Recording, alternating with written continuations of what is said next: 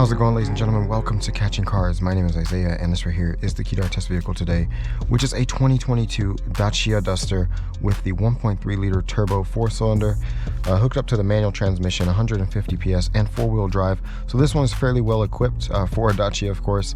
So we're going to take this out on the Autobahn, see how it goes, and I'm going to come back and tell you guys my impressions of this vehicle. Before we get going, be sure to subscribe to Catching Cars, as usual. And we're already on the Autobahn. Let's go ahead and get that acceleration run in.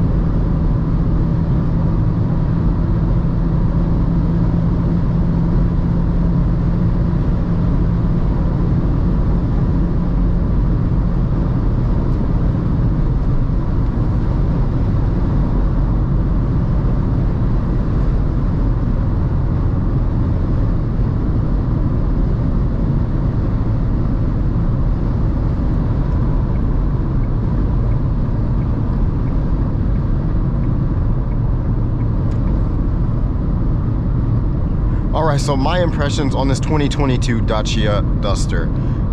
Where do I start? So quality-wise, of course, everything is super cheap. Like, this is one of the cheapest vehicles I've ever been in. Everything is hard, scratchy plastic, and it feels and smells cheap. So you're definitely not buying this for a premium feel.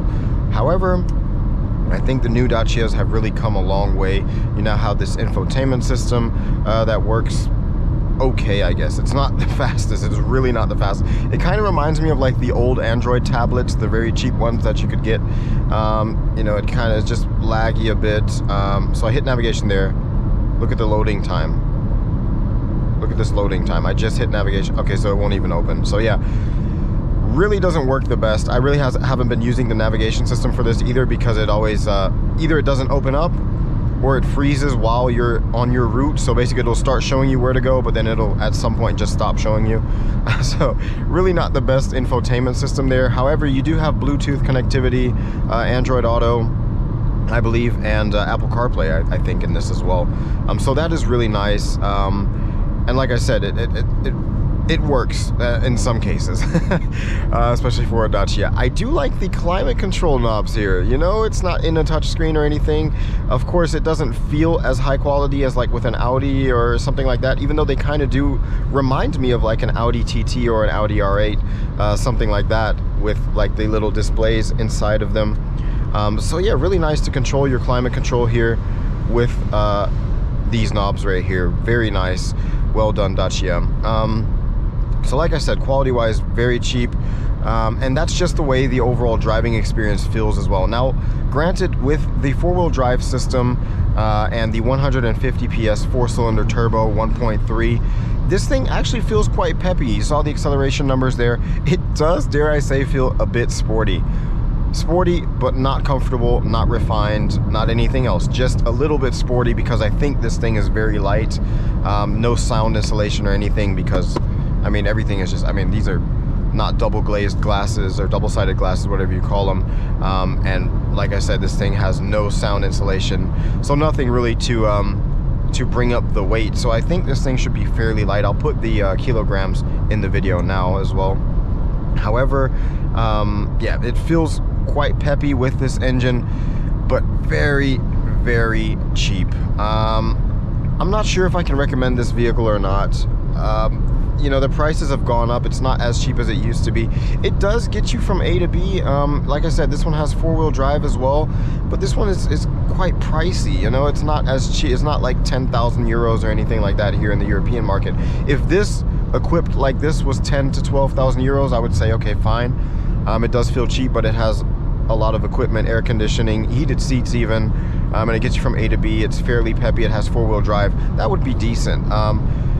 But you know, this thing is probably like around 20,000 euros, something like that. And for that price, I'd probably get an entry-level anything else in this category if I was looking for this type of vehicle. So I'm not too sure if I can recommend this thing. It does feel very cheap, very, very cheap. The suspension is like soft, but it's not really comfortable, and it's just very wobbly when you're driving around corners. Very, very bad, to be honest. What else did I mention, or what else did I not mention but notice?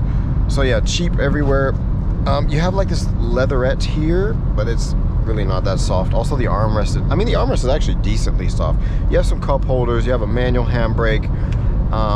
There's really not much more to say about this. This is really basic motoring. I did like the fact that I had LED lights in the front, and also I think LEDs in the back as well with this facelifted model. So yeah, that's a good point. And yeah, it gets you from A to B. You have some USB ports. Like I said, you have Bluetooth, you have the climate control. So with this one, the way it is equipped, you don't feel like you're missing out on too much except for comfort and quality. Because like I said, this is really, I mean, this is so bad. It is screwed together quite well. Now they do, you know, use old parts from Renault, and it is screwed together fairly well, but it's just so cheap. It feels so cheap.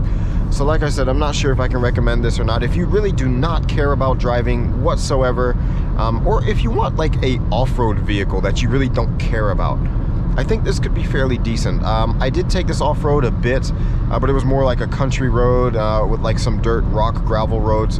Nothing major. But yeah, I think this could handle the off-road quite well, to be honest. But other than that, if you're looking for like a daily vehicle to, you know, travel around in somewhat style and somewhat comfort, or any of those categories, I cannot recommend this vehicle. But if you really do not care about motoring or driving at all, and you just want to get from A to B, you need some room for the family maybe, and you want to be able to do some light off-roading, and you're on a really tight budget, I can definitely recommend this. Like I said, with this engine, it at least doesn't feel very slow. I think it should top out probably right around 220 kilometers an hour on the speedo if you keep it going. So that's decent. But all the base trims are really just, yeah. If I imagine it being worse than this quality-wise and not having power windows or the nav or anything, I think the nav does come standard now with the facelift model, but having a lot of these things taken away as well, like heated seats and stuff, I mean, this thing is getting really, really cheap feeling. But it's not that cheap money-wise, even though it is one of the cheapest SUVs you can buy. So yeah, you can check one out. For me personally, I couldn't recommend it to myself or to anyone that does care about cars, which most people do that watch my videos. But if you really do not care about cars at all, go ahead, check one out, test drive it, try and get this engine, maybe with a DCT, and I think that could be a decent vehicle. So that'll be it for today, guys. Be sure to subscribe to Catching Cars, and I will catch you guys in the next video.